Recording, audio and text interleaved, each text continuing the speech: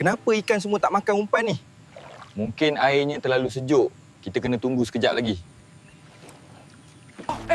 Apa tu? Air sungai bergerak macam ada sesuatu di bawah. Aku rasa kita kena berhati-hati. Benda ni tak kena dengan aku. Apa benda ni? Peti lama. Kenapa ada kat sini? Ini lebih pelik daripada yang aku sangka. Kita buka je. Tengok. Ada peta dalam ni. Apa maksudnya? Ini bukan peta biasa. Ni petunjuk untuk sesuatu yang lebih besar. Tengok. Ada peta dalam ni. Apa maksudnya? Ini bukan peta biasa. Ni petunjuk untuk sesuatu yang lebih besar. Jalan ni macam nak bawa kita ke tempat yang jauh. Biar betul. Kita kena ikut peta ni. Siapa tahu, kita boleh jumpa apa yang tak pernah orang lain jumpa.